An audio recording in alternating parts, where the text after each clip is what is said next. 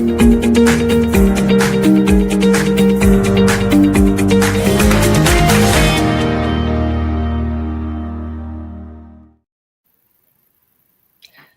hello everyone, and welcome to the Energy Reality Show with Stu Turley, David Blackman, me, Irina Slav. We don't know where Tammy Nemeth is, but we hope she'll come at some point. And we have a special guest here today. It's Robert Bryce, energy analyst, critic of the energy transition, and bird watcher. How are you today, Robert? Excellent, thanks. Glad to be with y'all. So our topic today is the collapse of the Green Revolution. Is the Green Revolution collapsing, Robert? What do you think? Yeah, absolutely. There's no doubt about it. You look at the backpedaling that's happening all over the world on the energy policies of all kinds, and it's very clear that's what's underway. Now, I'm not going to say this is all due to Donald Trump, but Trump's election has clearly had an effect in Europe. Look at the collapse of the coalition government in Germany just 2 days after he was elected. The Norwegian coalition has collapsed. The Canadian coalition has collapsed. A lot of this has to do with energy. And further, you see all the major energy companies around the world, effectively all of them, backing away. Just in the last few weeks, BP, Shell, Chevron, RWE, all are either slashing or killing their alt energy programs. So yes, there's definitely this is a sea change. But there's something else that you've been covering in great detail. Opposition of local communities to more wind and solar installations. Why is that? Why is this happening? Well, the fundamental problem, well, there are many fundamental problems with wind and solar, but including the intermittency issue, including all the mineral, metal, and the land intensity. But it's the land intensity really that is the problem. And so I have just in the last few weeks published what I'm calling the Global Renewable Rejection Database. I've been collecting data on the U.S. now for more than 10 years. But then I've working with my son Jacob, we've collected and started the Global Renewable Rejection Database. In 2025 alone, there have been 14 rejections. 6 of them have been in the UK. There was one in Ireland, in Kilkenny, just last week, and in which the local planning authority said no to a project that would have 7 turbines, 185 meters high. What did they say? The ruling lifts a significant burden of stress and anxiety that weighed on residents. Local people don't want these projects, and they're fighting back all over the world. And that's a good thing. It's probably why the UK government is trying to, strip them of the right to protest such installations. David, how is it in Texas? Oh, it's just lovely in Texas. We're overwhelmed with wind and solar power now. We used to just be wind, but now we have solar all over the place. A lot of battery stuff coming in. Robert, it's not just wind and solar, though, is it? We also have green hydrogen now beginning to collapse. Oh yes, well, as I've written before, there's Tammy Nemeth. Hi, Tammy. sorry. The hydrogen bubble has definitely burst. I've always said that the H in hydrogen stands for hype, and we've heard this hype now for 25 years. I can point you to a National Academy of Sciences or National Academy of Engineering report that came out during the George W. Bush administration. The problems with hydrogen have always been the same, whether it's green, blue, tutti frutti, multicolored, paisley colored. It takes too much energy to produce. And then when you do produce it, you have a molecule that's very small, very hard to handle, very hard to tank. And you're just going to put it through your fuel cell. Well, I'm an old man. I'm not as old as Stuart Turley, but I'm old. And I've seen 3 fuel cells in my entire lifetime. So I mean, the whole thing has been, about hype and spin and incentives and subsidies. And, so companies, again, all around the world are saying, no, this isn't going to work. Finally, it's taken a while, but yes, it's happened. The hydrogen bubble has burst. Well, you're at CERAWeek this week in Houston, and I'm sure BP's CEO, Murray Auchincloss, will be a featured speaker, some senior executive.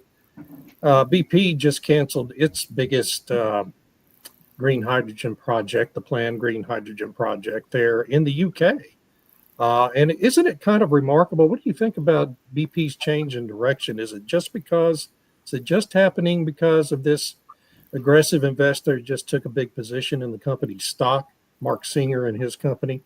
Or is it a real true change of heart at BP under the new management? Well, look, this has been pending for some time. Remember, they killed their offshore wind sector last summer when they said we're not going to invest more. Then the head of their offshore wind business left the company. And you're right. It was a couple of weeks ago that they announced these cutbacks on all the alt energy segment in general. But I loved how Reuters reported it that, oh, these pesky shareholders, they're demanding return on their money. As though, Please imagine that. How dare them? How dare they? Yeah. Yeah, when it was okay when they were pushing all the climate stuff, then, shareholders matter. But now that they want a return on investment, suddenly the shareholders don't count. Yeah. And even at ExxonMobil, we had engine number one get those 3 board members elected a few years ago. And now engine number one, the company, the big investment house itself, is out investing in traditional energy projects now, right? Outside of their ExxonMobil activity. So even that effort within ExxonMobil has basically collapsed, which is, from in my way of thinking, I think that's a great thing. It's a very positive development, but man, the climate alarmism narrative is just falling apart. Yeah, and the truth is coming to the surface. Go ahead, Irina. Sorry. No, the truth is coming to the surface. I'm sure you've seen the news about Vietnam, where $13 billion in investments in wind and solar is under threat because the government can no longer afford to subsidize all this. Well, and that's just it. I think the companies, the governments, they're all understanding the same thing, which is that they can't afford this, and that the returns, particularly for the hard-nosed capitalists, God bless them, saying, hey, the returns on this stuff isn't as good as it is in our traditional oil and gas industries. And further, I think it's, that part, the return on capital invested is part of it, but it's also the higher interest rates. So many of these, you even read what a lot of the alt energy companies say, and they say, well, we were counting on low interest rates, particularly true for offshore wind.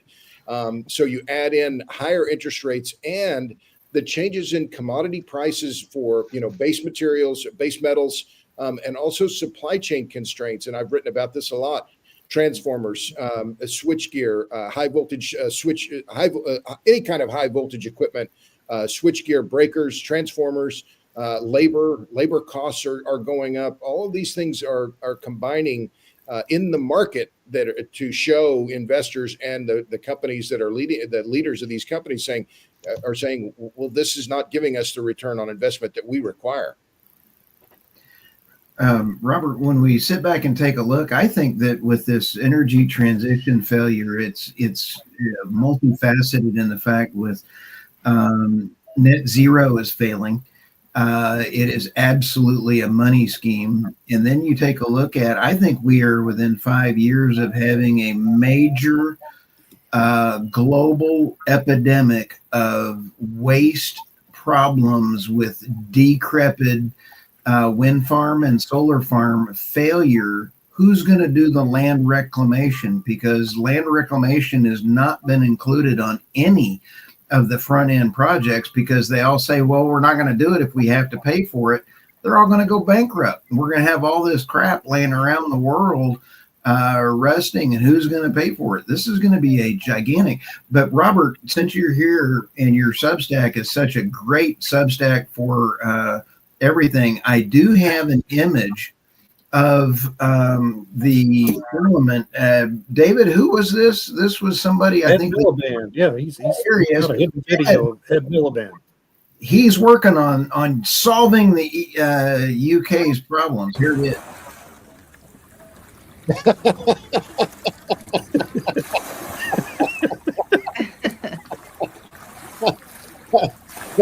So I'm sorry. I thought this was appropriate, sir.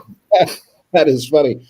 On the waste issue or on the dismantling of these projects, you're not going to have to wait 5 years. Now, I've written about this a lot. I'm one of the few journalists, and I say that I'm not being egotistical here, that's followed this story. The Osage Wind Project in Osage County, Oklahoma. I have deep roots in Oklahoma. Has been ruled by a federal court judge that wind project, 84 wind turbines, 150 megawatts, has to be dismantled. And the original deadline was December 1st of this year. This is the result of the longest running legal battle over wind energy in American history. It's never been covered by the New York Times, Wall Street Journal, Washington Post, NPR, Bloomberg, not a word. But it's the biggest black eye in the history of the wind business, the biggest win for the Osage tribe, biggest win for Native American sovereignty in modern history, that the Osage tribe fought this wind project for since 2011. They finally prevailed in federal court. So Enel, the Italian company that built this project without getting the tribe's permission, in fact, it violated the tribe's sovereignty by mining rock in the subsurface in Osage County, they will have to start taking this project down at a cost of something like $300 million. Now, the judge has stayed the ruling on removing the wind turbines temporarily, but this is coming very quickly. So we're not going to have to wait a long time to see, the dismantlement of a very large wind project and all the wind blades and all the rest of it. This tsunami of alt energy trash, as I call it, is not far away. Robert, does that ruling include the subsurface foundations that people never see or think about? That's the key question here, David. And the way I read the court's ruling on this, it was from December of 2024, where the judge, who's, by the way, an Obama appointee, Jennifer Cho Graves, she says restore to the condition that existed before the wind project was put up. So that may well be the case. And just an interesting side note, one of the big beneficiaries of this project is a sitting member, in fact, the Supreme Court Justice in the state of Oklahoma, M. John Kane. Well, if they're not going to remove the foundations, it will definitely not restore the land to previous condition, because they're only required to site those things 3 feet below the surface, which if any of that was farmland, 3 feet is not enough depth to prevent plows from colliding with the. These foundations are enormous, huge. Concrete and rebar, and if it doesn't include removing the foundations, then the Osage tribe has still got a big problem on its hands. I think the offshore is going to be extremely huge as well too, because that is a traffic hazard, a national security hazard, because the U.S. military's radar doesn't work nearly as well. This is a gigantic issue. The NIMBYs are actually soothsayers or leading the curve. Not in my backyard. You're pretty smart when you don't have it. And Tammy, you sent out a note this morning with the UK wanting to give a couple $100 as we want them to have the right amount of money to live next to these monstrosities. So the infrastructure bill is being tabled tomorrow, and so they've been leaking little details from it, so I'll know more after tomorrow. But from what the newspaper report said is that they're going to offer £250 a year per household. That's underneath the massive pylons that will be put across the countryside. And then they said it will be extended to people who live near wind projects and solar projects to try and bribe them, I suppose, to agree to have them to live underneath. Can you imagine living underneath a wind turbine? No. And you get $250 for it. How great. It's like living underneath the Empire State Building. I'm speechless. Right. Even worse than that. They're literally trying to buy people's agreement to keep building these monstrosities. Right. So they're going to offer this. Offering a lot of money. Right. So $250, and then they have how many billions this is going to cost. At the same time, they said they're short of cash. There's a black hole in the finances of $25 billion, and that's why they have to have an inheritance tax on farmland. So they're going after the farmers so that they have to sell their land because they won't be the young farmers won't be able to afford the inheritance tax. At the same time, they're bribing people to take, wind and solar and pylons in their backyard, But but they have these no money. Yes, but and that wind and solar is not making money, as we said at the start of the episode. So how do these people think it's going to work? Robert, why are the transition pushers so horribly bad at planning? I mean, we mentioned some issues that should have been foreseeable and should have been planned for, such as the shortage of transmission line equipment. Why is this? Why are they not anticipating this sort of thing? Well, Irina, I'm tempted to say, "Oh, aren't you darling?" You're scraping this up. Yeah, aren't you? Oh, you're so sweet. Bless your heart. Just call me naive and have it done. Look, No, but this- really, you should plan for things, shouldn't you? well, it's follow the money. Why are any of these projects going forward? Because the developers are getting massive subsidies. That's what's driving all of this. And so it's real. It's as I see this, the whole energy transition, so-called energy transition, which I think is clearly peaked. And in fact, I've used this chart, but I haven't published it yet on my Substack. But the number of mentions per year of energy transition in the New York Times peaked in 2023. It went down in 2024, so that's a good sign. But back to your point, Irina, is what's driving all of this? It's money. This has nothing to do with climate change. It's never been about climate change. It's all about the cash. Follow the money. Who benefits? Big corporations, big law firms, big NGOs, and big business. So this is not. It has nothing to do with climate change. It's never been about climate No, no, change. no. I know this, but I was wondering why are they not anticipating the problems that will arise with their transition? I think they just figured, and my view of it, and what I've seen with companies like NextEra, with Invenergy, with others that have been working this in the U.S., their plan is run over local communities. They don't give a fig about these local folks. Oh, we want to work with them. They don't want to work with them. They want to run over them and cram them down their throats. I've seen it over and over. Yeah, but these shortages of equipment are, making their work harder and slower. Sure. So they're potentially losing money, and they didn't think about that. Well, right. But remember, this is all about leverage because these companies that come in, they don't have to spend very much money in the development of these projects. They don't have to buy the land. They can just get an option for the lease. Yeah. They can then, get a few parcels that they can option. They don't have a lot of capital outlay. And so then if they can get approval, they can get a power purchase agreement. So they can get all of these legal documents in line without spending a lot of money. And so the potential leverage on the actual capital outlay is enormous. So again, this is financial engineering. These are climate change carpetbaggers. I would add in there the role of China, because China is the beneficiary of all of this. And at the same time, especially in the United States and Europe and the UK, they're pressing ahead by decommissioning reliable energy. So the coal plants are being shut down, natural gas is like slow walking approvals and so on. And at the same time, they're saying, well, that's all right because we're going to build all this wind and solar. But as Irina points out, the planning, it's not rolling out in what's required. And there's shortages and all these things. And yet the main beneficiary, besides all of these people in between, ultimately is China.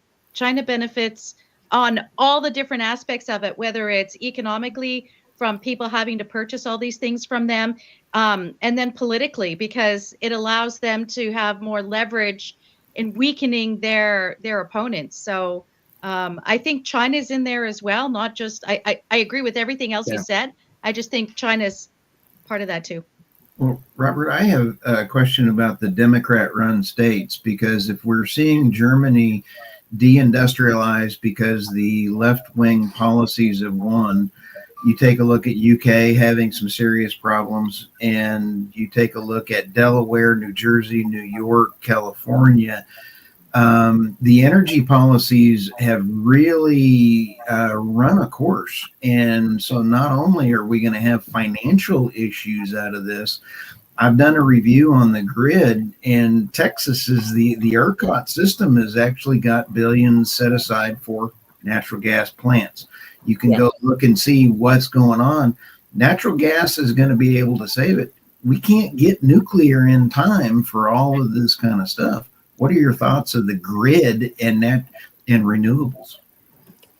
Well, one thing is clear, and I was lecturing on this last week in Florida, and I wrote about it a little bit on my Substack just recently. But I'm absolutely pro natural gas. But what I see in happening in the U.S. is that the grid is becoming too dependent on a single fuel. We're now at a record high. 43.3% of all the generation in the U.S. is now coming from nat gas-fired power plants. That's great when the weather is mild and we don't have any upheavals or any pipeline outages. But as we saw during Winter Storm Uri and then in Winter Storm Elliott, there often is not enough gas to go around to provide all the power generation and the heating. And so this is especially true in New England. And one of the things that they're way short natural gas. So we're going to have to see increased build out of gas pipeline infrastructure in the U.S. One. Second, I'm in favor of building more coal plants in the U.S. Now, this is heresy in terms of a lot of, this climate change discussion, but the U.S. has more coal than any other country in the world. We should be burning it. China and India are. And let me just make one other quick point about gas. I was in the UK. I was in London. We spent 10 days in London last month. They are committing economic suicide. The Brits are following the Germans into the ditch, although Germany now has a new government and they're talking sensibly about restarting their nuclear plants. Not so in the UK. The Tories and Labour, as one cabbie told me, it's the uniparty, and they're refusing to drill and refusing to frack. And so, they're driving their economy straight into the ditch at full speed. Can I ask you, maybe I'm going to put this out there to everybody. I was listening to someone else talking, and they were saying that there's at least a minimum 18-month backlog for gas turbines for natural gas power plants. Is that true? Longer than that. It's in many cases, it's not just the turbines. The F-class turbines, from what I hear in the industry, people in the EPC business, 4 to 5 years. All of the high voltage equipment, transformers, switchgear, breakers. The higher the voltage, the longer the lead time. So you're talking multiple year waits for any of that equipment. Okay, so I don't know that much about coal power. Would that be impacting if they wish to build coal plants, like all the different components that are required? Would it have the same kind of time considerations of 4 years out or so? Well, the permitting, let me be clear, of any kind of new coal plant will be difficult. Permitting any kind of power plant is difficult, but the Sierra Club and that crowd is going to fight any kind of project like a new coal plant and tie it up in the permitting process.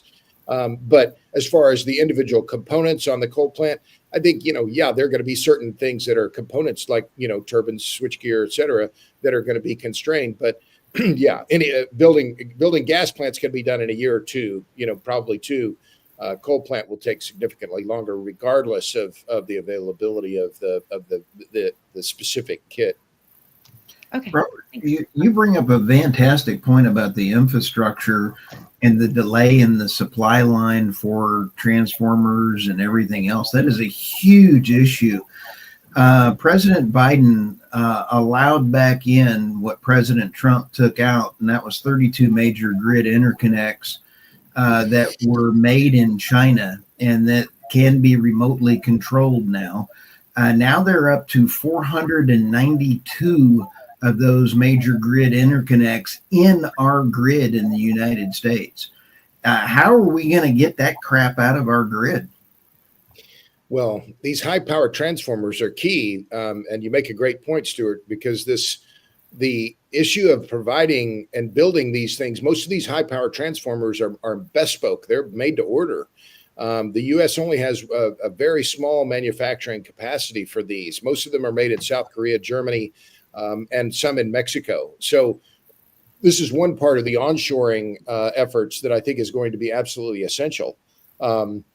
But yes, transformers are a key bottleneck, and some of the pole-mounted transformers, pad-mounted transformers, a lot of the bottlenecks on that have been reduced.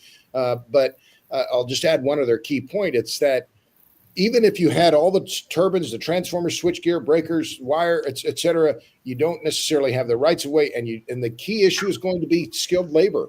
What I hear over and over in my travels across the country, and I travel a lot, we need more welders, we need more electricians, pipe fitters, and these kind of, especially at the journeyman level, they are in short supply. Yep. Wow. Robert, I know you're having to leave here in a few minutes. Stu, do we want to tee up Robert's articles so he can just go over those real quick before he has to leave?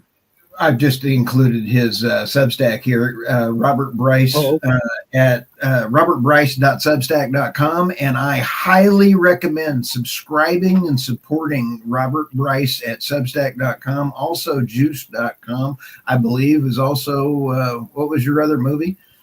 Well, I've done 2 documentaries, juicetheseries.com and juicethemovie.com. But yes, I'm thank you for pointing these out. I write on Substack exclusively now, robertbryce.substack.com. And I just published this piece. That's one of the reasons why I'm at CERAWeek. Chris Wright, our new energy secretary, is speaking this morning, and he was in Plaquemines Parish on Thursday at the new Venture Global LNG export facility. One quick number for you all. So within 3 years, the U.S. could have as much as 24 billion cubic feet per day of LNG export capacity, 24 BCF a day. That's equal to or greater than the total gas output of Iran and China, both of which have about 22, 24 BCF a day of total production. So the U.S. is, in fact, a natural gas superpower. When you see Chris, give him a hug for us. And I'll tell you what, the U.S. LNG is absolutely critical for the trade balances, because when you take a look at the discussions with Japan, they're willing to buy all the LNG that Alaska can make in order to get that trade tariff off their back. So it's huge for President Trump. It is. And one of the things that I pointed out in this piece, and it shocked me even, and I told you I was in London and talking to the Brits. One quick anecdote, I was there for 10 days and, I'm not shy. So I asked a lot of people, well, tell me about your energy bills. Everyone that I asked said their energy bills had doubled in the last 4 years. The last night we were there, I asked a barkeep at the pub around the corner from the hotel, tell me about what's happening with you. And she said, well, I live with my parents. We no longer shower at home. I said, what do you mean? She says, we shower at the gym because it costs too much to heat the water at our house. Yeah. Whoa. Holy smoke. Yeah. Wow. It is very expensive. And it's funny because Germany used to be crazy expensive. And when we lived there and then we moved to the UK and we thought, wow, this is great. It's half the cost. And now it's more than Germany. It's insane. A fifth of all the gas now used in the UK comes from the US as imported LNG. I mean, it's incredible. And they have gas. In Lincoln, there's a big new find in the Gainsborough Trough. They have 16 trillion cubic feet of gas in place. It's under their feet. They can drill for it. They can frack for it, but they refuse to do it. So you can't solve stupid. I mean, I don't get it. You really can't. Yeah. And so I think it was the Financial Times or another publication was complaining that the reason why the UK doesn't have natural gas is because they didn't nationalize things the way Norway did. And if only they'd kept their state oil company and evil Thatcher privatized BP and let private companies do it, that's why they don't have any oil and gas now. Yeah, it's not the climate activists and the courts that have been siding with them and trying to stop Rosebank and it's all private companies. What has happened to the Financial Times? Holy cow. Robert, thank you for your time and your energy leadership. Well, thanks, y'all. Always happy to be with you. My favorite gang of 4 that aren't Chinese. It's fantastic. But yeah, I'm excited to be at CERAWeek. I haven't been here in a decade or so, and so I decided to come down. And there's a lot of energy in the buildings here. People are excited, and there's a vibe here that's really interesting. So I'll be publishing the full report. But thanks again, y'all. Real pleasure. Thank you, Robert. Thank you so much. Have a great time. Bye. Bye-bye. That was fun. They can't afford to shower at home. I'm trying to process this. It's so How sad. expensive It's could it be to warm a water heater? It depends on if it's gas or electricity. If it's electricity, that would be very expensive to do. And if they're in London, it would probably be electricity. So, yeah. But isn't that the goal, right? I mean, that's the goal, Yeah, that's the goal. right, of the Yeah. people pushing all this. And it's tied to the agriculture for control. It's why Biden's administration killed all the birds so they can control the food. So it's absolutely despicable. And I don't understand why they're trying to turn the North Sea, one of the toughest drilling spots in the world, into a renewable haven. I don't get that. They're going to do floating. Apparently, this is the thing. They're going to do floating platforms for the wind turbines instead of drilling down. In one of the harshest environments Yeah. in the world ocean. Yeah. Yeah, that's Right. Yeah. So it's that argument I mentioned to Robert at the end there about, complaining that if only they had a state company, it would have been different. And I'm thinking, well, maybe that's true, because the government, when they own stuff, they just run roughshod over whatever. So, Yeah, that's true. And when it's a cash cow, the way it is in Norway, there's a vested interest in keeping those operations going. So, but that's sad. It's sad that that's the only way that it can work, is if it's owned by the government. That's wrong.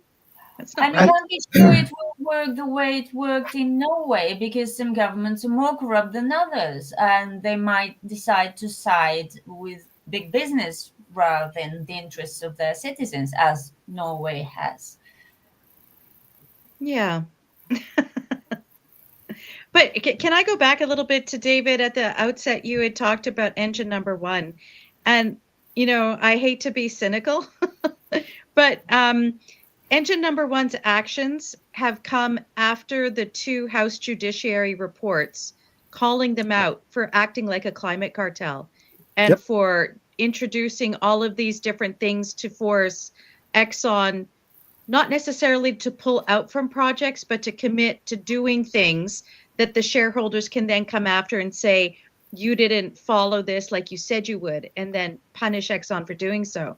So all these new engine number one things have into traditional energy or whatever have come about after the threat that they were going to be attacked for antitrust and perhaps even RICO sort of things. So it's amazing how much good a little congressional oversight can do, isn't it? Yeah. It's just interesting. It's assuming there's no graft in our congressional oversight. Yeah. I wouldn't make that assumption. Big It could be assumption, a hazardous. bold assumption. Yeah. Here we go to the news stories. First out of the block. Out of the block. Okay, so this is about coal. I know what Robert said about it'll be very difficult to get coal plants approved.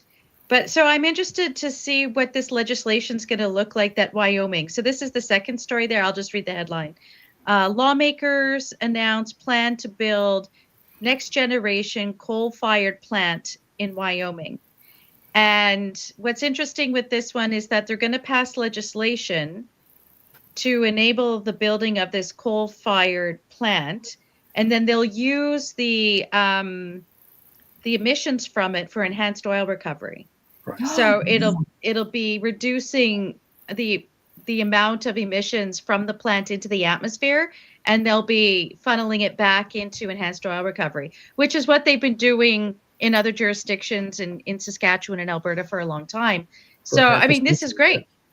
But, the fact that they're going to be passing legislation and then there's going to be the environmental review, maybe there's a limit in the legislation. I don't know. It'll be interesting to see that legislation when they put it forward in April. But this is good news, because as Robert said, there's some concern about the grid being over reliant on one source of energy. And that is, you don't want all your eggs in one basket. So why not use what you have a lot of and do it right? Because the next generation coal power is actually really, really good. And you can limit the amount of particulates and and the emissions and whatnot. So yay, this would Secretary, be, I think, a good development. yeah, Secretary Wright basically said he is going to be authorizing new coal plants. So Yeah, that's great. And then the other article here is a really great piece by Unheard called "The UK's Net Zero Economy Isn't Booming," and they go through the data because there's always these statements made. Oh, it's cheaper than ever, and we're booming, and we have all of this new economy developing, and so on. And they actually went through the data and showed actually that's not true. And they lay it out. So for people who are interested in what's happening in the UK, that's a really good piece to look at. wow. I like the Nobody could have headline. seen that one. Isn't booming. Yeah, because there were expectations of a booming economy. We're booming. And this is my Substack. So my last piece last week was called Emissions on the Menu, and it was about they're putting in some places voluntarily CO2 emission ratings on every item on the menu. And of course, anything made with beef or dairy or chicken gets a really bad score. But if you eat pui lentils and stuff, then you get a good A rating. But I thought it was funny that garlic butter gets a failing grade. I mean, really. Yeah, just eat the stuff that doesn't taste good. Yeah, because You'll butter know is you're doing it right. a dairy product, probably. It's insane. Yeah. Insane. Yeah, exactly. So I bet if they had margarine, if they had garlic margarine, would that be okay? Which would be gross. So anyway, that's those are my Substack things, and yeah, that's it. It's a wonderful Substack. Everyone should visit and subscribe. Yeah. Here we are. Well, I've already talked about the first one, which is BP canceling their high green Teesside green hydrogen boondoggle, which is good for BP. Congratulations. Well, this one comes from my political Substack. And that's about, oh my God, France wanting to use its nuclear weapons now to provide an umbrella for all of Europe in a response to the United States attempting to negotiate a peace agreement in Ukraine. Okay, we can't have peace. We got to have that world war to keep the military-industrial complex running. Anyway, I'm very cynical about all that, but everyone should go study the history of 1910 through 1914 and 1932 through 1939 to understand just how awful an idea all of that is. Yeah. Energy again atop Trump's mind in speech to Congress. He gave the big speech last Tuesday to the joint session of Congress, and it was a long speech, folks. It's 90 minutes long, but talked about energy and energy-related topics for about 20 minutes of a 90-minute speech. He's the only president in my lifetime who has ever had such a hyper focus on energy and its importance to our economy and national security. And thank goodness, because I mean, it's exactly the kind of hyper focus we need.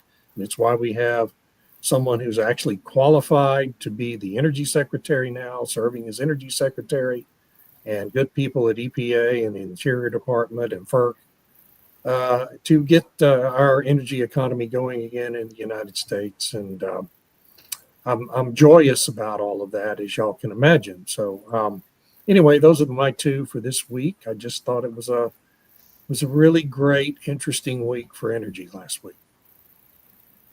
Oops, sorry. And your Substack? Yes, you are the carbon they want to reduce. That's not the title of my Substack. It's Energy Transition Absurdities. Please come visit me. I try to create new content, original content every day, 7 days a week, although I failed on Sunday. So anyway.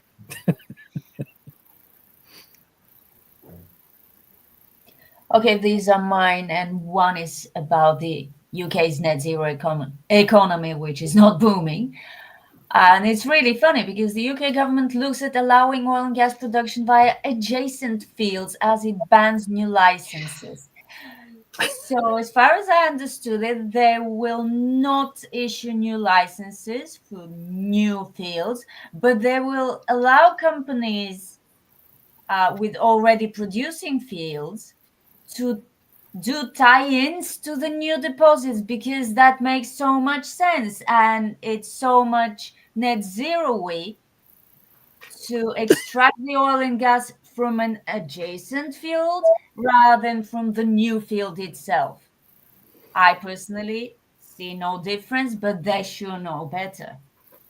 Seriously, what? I have no So they idea. don't have to go through the regulatory system. And Canada did something similar on their offshore. So before it's like you would have to follow all of these environmental assessments, all these different kinds of things. But if you're doing adjacent, you don't have to run through all that. So they are making it easier in a way for companies in the North Sea to boost production without admitting it, without admitting they Yeah. actually want to do this. Right, because if you went through the whole process, then the environmental groups would say, well, you're not following your net zero pledge and your whatever pledges, but this is doesn't have to go through that process. So yeah, I And know it's the, crazy. and the environmental groups are so stupid, which they are, that they wouldn't notice. I don't think they are that stupid. I think they'll be encouraged to keep quiet because they're going to be building all of this other wind and solar everywhere. And that's the appeasement on that side, while they still maybe, and I would wait and see if that actually happens, because the companies currently operating there will have to still pay the windfall tax until 2030 or 2031. It's ridiculous. And the one company said they're losing money because of all these taxes. So why would a company want to continue? So it remains to be seen if anyone takes them It's up a on very that. good question. So now it seems like they're trying to throw a bone to these companies just to keep that windfall profit tax money coming in. By the way, they Yeah. said, I read somewhere that they're not going to extend the windfall profit tax To beyond this. when? I mean, it already doesn't That, expire till whatever. 2030. I Yeah. What does don't it know. mean? We're not going to extend it. I have no idea. Honestly, I no longer have any idea what these people are thinking, because they keep contradicting themselves with moves like this. Yeah. Yeah, for sure. Anyway. And another shocker: Europe falters on exiting Russian gas, sending prices plunging. So, if I understand correctly, Europe is rearming because its leaders are bloody warmongers who want to stay in power for as long as possible so they can create as much damage as they can, inflict, not create, on the continent. Yeah. And they want to go to war with Russia while buying Russian gas. Yeah. Another contradiction. Yay. It's like peak hypocrisy and being seriously pathetic. Um, Every And time we think we've reached peak hypocrisy, they prove yes, us wrong. it's really exhausting. and I think it's pretty funny that Ukraine had to import an LNG shipment. I think it was through Lithuania yesterday. So they've got one of the biggest dang pipelines in the country to cheap gas, and they had to Yeah. import LNG. And they made money from that pipeline too. Exactly. Although Yeah. who needs money from gas transit when Europe is throwing new billions at you? Yeah. You can't buy this kind of entertainment. You really can't. It's just amazing. Well, it's not very entertaining for us who are going to, No. foot the bill. Speaking of entertainment, I love listening to your stories. I really should start adding images, these gray squares. I don't like them. Yeah, that's my Substack, Irina Slavon Energy. I try to post regularly. I try to post more frequently because so much is happening, but I don't want to overwhelm the subscribers who get the long posts in their inboxes. So I'm just publishing some stuff on Substack. So to read it, you have to go to the Substack. It's worth the money, believe me. Oops. I don't know why my mouse is just having a really hard time today. I had that problem this weekend. I had to get a new mouse. Yeah. Yeah. This first one with PBS is just absolutely. I want to know, as we go through the corruption in the United States and come out with USAID, how much of it went actually back out to the news agencies and everything else, how much this is going to change. But PBS fails to acknowledge that the climate has always changed, and there's little evidence to support the notion that human activities have altered climate in a way that's leading us towards disaster. That here's the most leading claim, and it was PBS article: climate change is acidifying the ocean.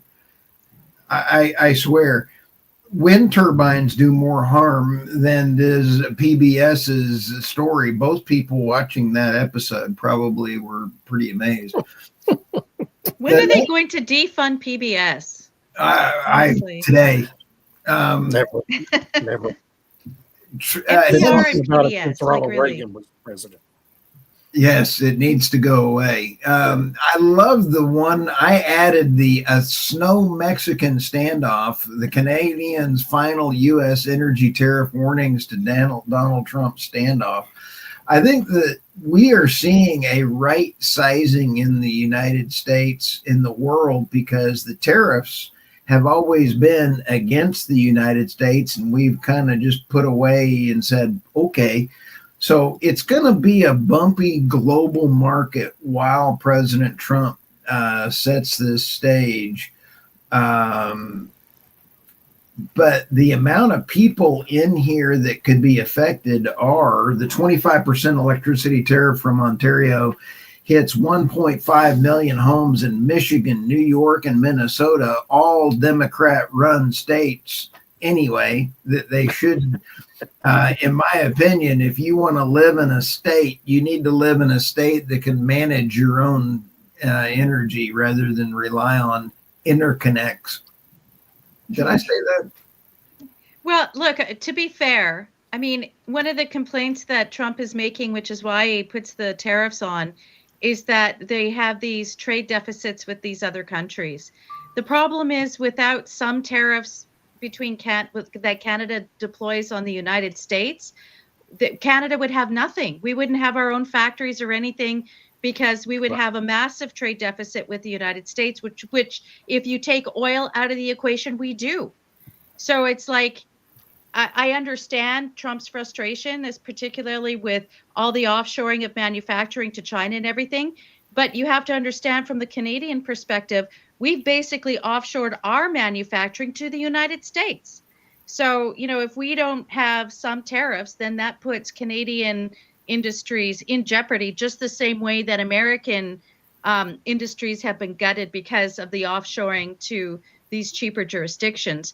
And if I can add to what's happening with the tariffs, is that Canada put this list of items that they're charging a 25% tariff on, and they're doing so now, even though Trump has said they're going to wait until April to figure out what to do. And one of those items, interestingly, is the fracking sand. So we can only get the fracking sand from Wisconsin, special sand. And they put a 25% tariff on that. They put tariffs on any tires that are used for mining equipment, like in the oil sands or in any heavy hauler kind of stuff. But tires that go into making automotives, they're exempt. No tariffs on that. Anything related to manufacturing in Quebec and Ontario, exempt from the tariffs. But things that penalize the oil and gas industry in Alberta and Saskatchewan, 25% tariffs. Wow. That's strange. Not strange if you understand it's the Liberal It's government. in keeping with climate madness. Yeah, it's Yeah. just all, Make just it all more about the expensive to climate alarm produce. madness. Is there any way we can have Alberta be our 51st state? Because I love everybody up in Calgary in that area. It's a way cool place. Can't they just be independent? Maybe like Greenland.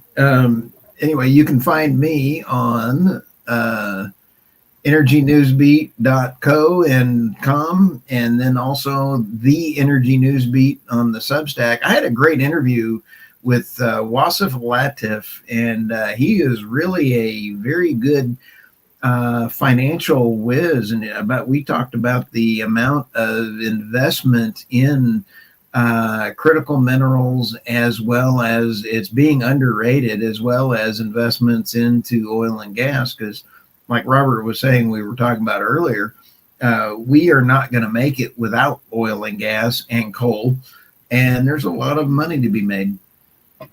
Yeah. So Tammy, tell us about yesterday's elections in Canada. The leadership election, which was a coronation of Mark Carney. So he's now the leader of the Liberal Party and effectively the prime minister.